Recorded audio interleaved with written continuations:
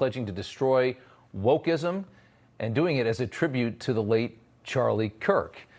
And he's looking to unseat 8-term, 84-year-old incumbent Republican Congressman John Carter, who's seeking re-election at 84 in a crowded primary for Texas's reliably red 31st district.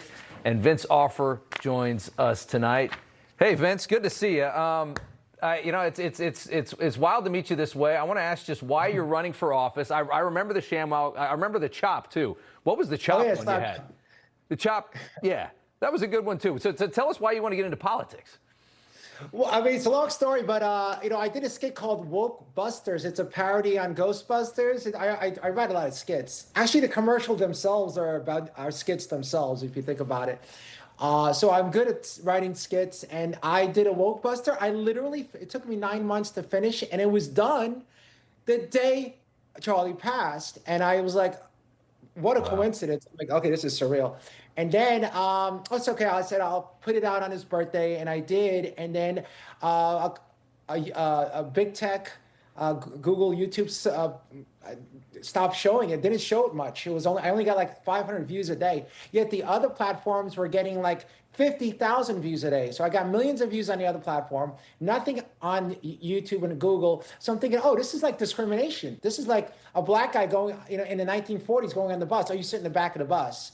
Or a Jewish person in the 30s, go in the alley and sell your product. Because I have comedy is my product, and I want to put it on YouTube, and I want to show it because that's why they exist, because of us. Yeah. I mean, you're a great pitchman. I mean, that's a big part of politics. I mean, you might be one of the best I've ever seen. Those infomercials, you just can't stop watching them. Are you self-funding this thing? I assume you made some cash off of those products. You sold the hell out of those channels. Yeah, of course I'm self-funding, but next week I'll probably ask for donations. Yeah. If you don't mind, But the ShamWow.com. But yeah, I mean, we're gonna need funds to fight this conglomerate. But one of my big policies is that they need to have open source algorithms, open source code, so we can see what they're doing, because they're suppressing conservative content and comedy that ridicules them. They're really suppressing, like putting it in the alley, not in the town square, but in the dark alley. So that's kind of like discrimination,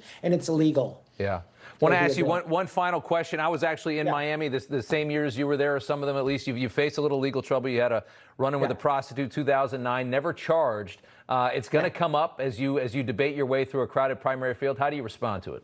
I got a lot more skeletons than that. I know what you said. No, I mean, nothing really happened. It was just like I was 20 years ago. I'm not, I used to regret it, but it's like, it put me in the right path. I just stopped I stopped partying like that. It was like not the right thing to do, and I became a better version of myself. Yeah.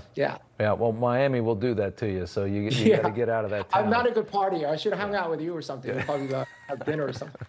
And thanks for the compliment for it, man. That made my night. Of course. Rob Schmitt, day, night. I'm gonna have a good time tomorrow too. There you go. Vince Offer, the ShamWow Guy. When I heard you were running, I was like, we got to talk to the ShamWow Guy. It's good to meet you. Thank you so much. Thank you, Rob. Hope we meet again. Thank you. All right. Good luck to you. All right. Everybody's reporting the same stories, the same spin. You turn the channel, it's always the same. But not us. We're different. We report the real news. No spin, just the facts. Turn to us, and you won't turn back. Tune in to Rob Schmitt tonight on Newsmax.